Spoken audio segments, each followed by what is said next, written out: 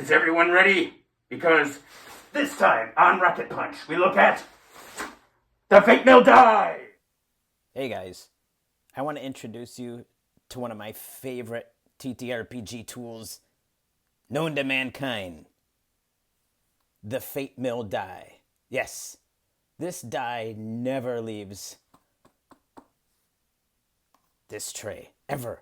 It's the most important thing to me and many of my other friends who play over Discord and other games like that. Yeah, I first found out about this thing from a video from Agranac Studios over on YouTube. You might know him as DM Wisdom and also DM Zoth. Yeah, the one reason I really love this thing is it's the best Oracle you could really ever have. It's quick, it's easy, it's huge, and it has that awesome sound. So it feels like the fates of the gods are coming down and telling you what should be going on in your world. You can kind of take a look at this, and you can see it's got 20 sides, and it has the numbers as well, 20, 17, 3, and all these Oracle advices. And this is the size of a D20, normal one. This is my Dragonbane D20, one of my favorite games. You can see the two here, and as I'm such a quality nerd, I have my own caliper. So you can see this thing. This is about 20 millimeters. Sorry, I work in millimeters in metric. And this huge thing here, this is 35 millimeters. This thing is a ginormous thing. It's awesome. So the Fate Mill Die is by Tower House Creatives. It's quite possibly the single most important artifact in my possession. There's a couple things I could go through to kind of show you some examples of how I use this. So I'm going to pull up just an example. So for example, maybe I'm playing Alien RPG, and in that I'm describing this awesome scene like this. A simple deep space salvo operation, they said. Piece of cake, they said. Now you, as a sole survivor of this shit show, run down the corridor of this old ship. You can feel the creatures are gaining on you. You have one chance left. Let's hope there's still something of use in that old weapons locker. Then I can just take this, roll it. Oh my god. Take it and roll it. No and.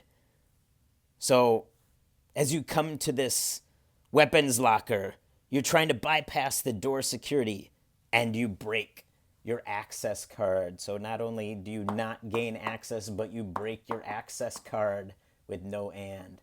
Another version of the same scenario, running down to that weapons locker, hoping for some pulse rifle or something. You roll again. Oh, yes and. I like that. Yes and. An example of that could be, you hit the mother lode. You find not only a pulse rifle, but also a full suit of power armor that still looks fully functional. Let's do a couple more. Another one. That weapons locker. Do we have something?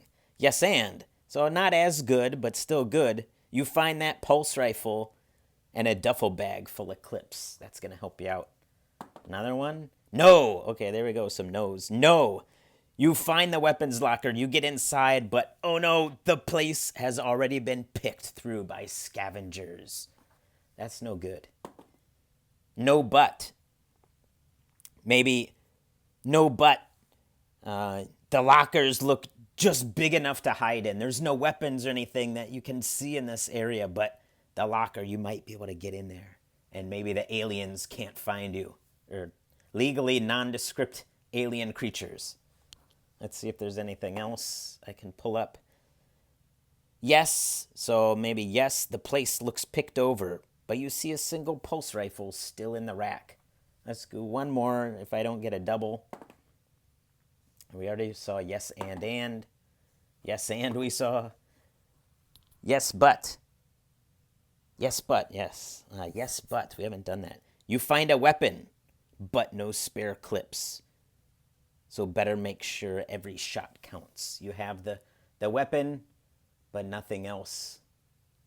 Okay, so that's a couple examples. I'm going to throw my whole examples over on my Ko-Fi page so you can kind of take a look at that one and you can kind of make a decision. Lastly, for a lot of people that I've talked about this die on a lot of the Discords, well, the one Discord, two Discords I'm on. Of course, Agranac Discord. I'm the admin over there. And then one more is Grit Fantasy RPG. I also hang out on that Discord a lot because Grit Fantasy is really awesome. So a lot of people say, why do I need this thing? There's all these oracles and other things that are free or whatever. Well, number one, I love dice. So I want this thing. This thing's so big. It's just awesome. It looks awesome in this thing. It's so huge and powerful. So it has a great sound.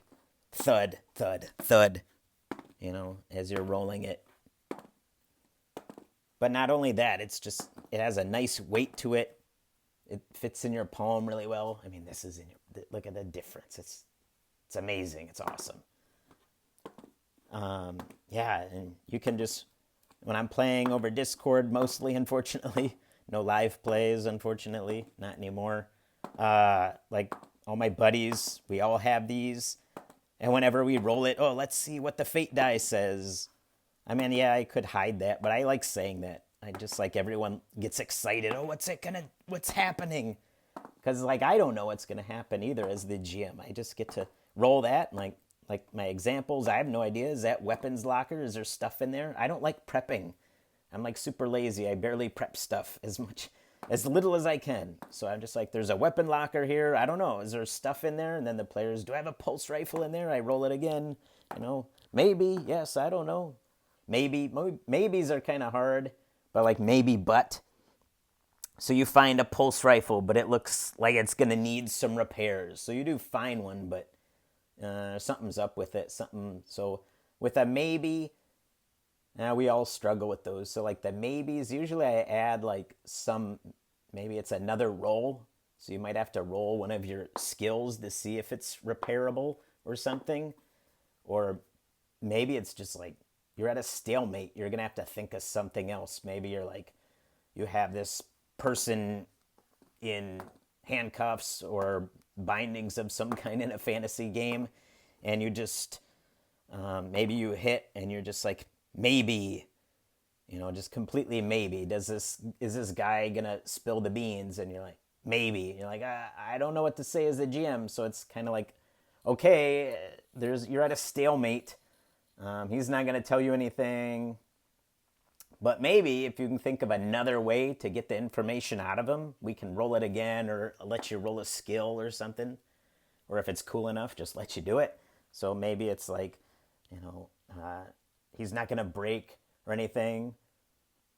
But maybe the player's well, I'm going to take out my knife and I'm going to kind of threaten him with it, or I'm going to take out my knife and just sharpen it in front of his face, or maybe throw it down, maybe threaten to take off one of his fingers. And then with that, now maybe I can roll some kind of stat with some kind of stat. I can't think of anything, but some kind of stat of kind of threatening the guy. Depends on the game. Persuasion, I guess, in Dragonbane or something. Or just rolling your charisma or some kind of presence, depending on the game. So number 2, why I love this thing as opposed to a rollable oracle is just the speed at which I can just throw this down and I can immediately come up with something. So one of the things that it's really helped me with is developing that freedom from prep. Just believe in the dice. Whatever the dice say, just okay, go with it. And sometimes, you might struggle a little bit at first, but it's a muscle you can just keep flexing. Or, my guys and I are close, so sometimes we help each other. I don't know. And then we'll say, oh yeah, but maybe, but this happens. And then we get excited and laugh and it's a good time. So that's another one. So it just helps maintain the speed of it. I don't have to look. I don't like any notes or paperwork at the table when I'm playing, even though it's online. I keep it very, very little. So I just like having this. I want to stay in the flow state. I just want to look at my dice tray and look at my players' faces because we always play Discord. One of my rules is you have to have a camera because I want to get that at the table feel as best I can under the circumstances we kind of live in, all far away from each other in different countries and different time zones. But it's all about trying to maintain the flow state. And, over on Agranac, DM Wisdom talks about flow state a lot. So, I'm trying to learn, get back into it. I've been out of the hobby for like 20 years, and I just started back in 2024 and been playing since. So, playing lots of different games. And number 3, I'm rambling a lot, but number 3, it's just kind of become a joke, like in a good way. Like we all just like worship the fate die, whatever it says goes. You just kind of have that fun, like I said before, what does the fate die say? Like, let's ask fate. What does the trickle mistress of fate have to say for us? And then everyone just like goes with it, whatever the fate die, like, do I find anything? No. And no, you find nothing. And the alien creature is just right there waiting for you as you open the door. And like Burke in Aliens, as he opens the door, it just kills him right there. So if it happens, it happens. It's not my fault as a GM. I'm just the referee. We just listen to whatever the old fate mill die says to us. So yeah, it's just a lot of fun. It's got a lot of character. A chart doesn't have any character. This thing has tons of character. And they like hanging out together in my dice tray. My Dragonbane dice set, which is really good. And the Oracle die. So yeah, that's my first real video. And I'm just kind of, rambling on and talking about. But the next, I'm going to start working on my solo kind of side idea, playing some solo Mouse Ritter and just kind of journaling that a little bit. I'm not gonna journal like I don't want to write a book, but just kind of like just some things that happen, some little one lines here and there. I'm kind of new to solo, but it's kind of fun to do when you don't have anything else to do or waiting for a game to play or whatever. So yeah, thanks for listening to my stuff, and yeah, I hope I can keep your interest. Yeah, thumbs up, rocket punch, kapow. See you later. Bye.